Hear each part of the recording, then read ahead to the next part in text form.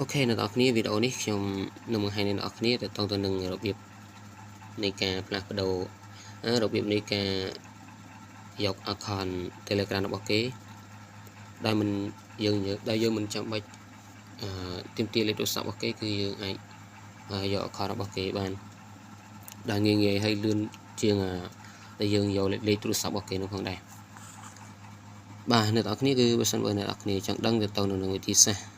ងាយសម្រាប់ការយក account Telegram ឬក៏យើងចង់ add account Telegram នរណាម្នាក់គឺយើងអាចធ្វើតាមវិធីសាស្ត្រដែលខ្ញុំបង្ហាញនឹងបានគឺវាងាយមែនតើអ្នកនរគ្នាគឺលឿនជាងមុនហើយយើងមិនចាំបាច់ទៅ save លេខទូរស័ព្ទរបស់គេឬក៏ចាំបាច់កំណត់ឈ្មោះរបស់គេដូចមុនផងដែរបាទជាដំបូងគឺអ្នកនរគ្នាបើសិនបើអ្នកនរគ្នាចង់បាន Telegram នរណាម្នាក់គឺយើងនៅពេលនេះគឺយើងបានសុំគេហើយអញ្ចឹងឬក៏គេបានសុំ Telegram របស់យើងអញ្ចឹងយើងមិនចាំបាច់ហៅលេខទូរស័ព្ទរបស់យើងទេគឺយើងអាចចូល Telegram មកបាទអ្នកនរគ្នាចូល Telegram មកសូមចាំបន្តិចបាទបន្តមកទៀតអ្នកនរគ្នាគឺយើងត្រូវស្វែងរក QR code នៅក្នុង Telegram ព្រោះអីថ្មីនេះគឺមិនថ្មីប្រហែលទេអ្នកនរគ្នាគឺក្រុមហ៊ុន Telegram គឺបានអាប់ដេតទាក់ទងទៅនឹង QR code នៅក្នុងកម្មវិធី Telegram ផងដែរដើម្បីយើងងាយស្រួលក្នុងការយក account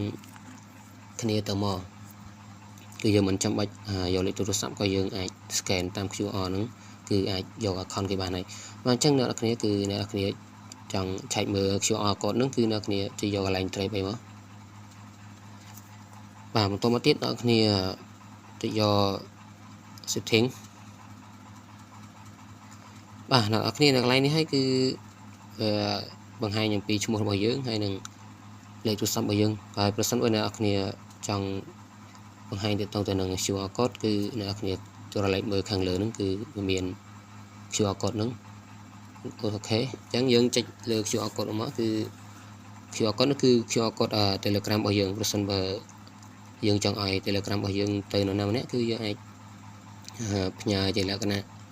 QR code នឹងបានគឺវាលឿនហើយរហ័សមែនតើមិនចាំបាច់តែយើងកត់លេខទូរស័ព្ទញ៉ៃដូចមុនទេបាទអញ្ចឹងគឺហើយនៅកន្លែង QR code នោះដែរគឺអ្នកគ្នាអាចផ្លាស់ប្ដូរពណ៌ទាក់ទងទៅនឹងចំណងចំណូលចិត្តរបស់អ្នកគ្នាបានបាទមិនថាពណ៌មិនគឺអ្នកគ្នាអាចផ្លាស់ប្ដូរបានផងដែរគឺវាអស្ចារ្យមែនតើអ្នកគ្នាវាលយមែនតើអ្នកគ្នាមិនដូចមុនទេគឺយើងអាចដូរពណ៌មិនក៏បានដែរហើយប្រសិនបើអ្នកគ្នាចង់ផ្ញើទាក់ទងទៅនឹង QR code ហ្នឹងទៅក្នុង chat នរណាម្នាក់គឺអ្នកគ្នាគ្រាន់តែចុចកន្លែង share ហ្នឹងមកបន្តមកទៀតអ្នកគ្នាចូល chat យើងធម្មតាមកនេះគឺការចែកហ្នឹង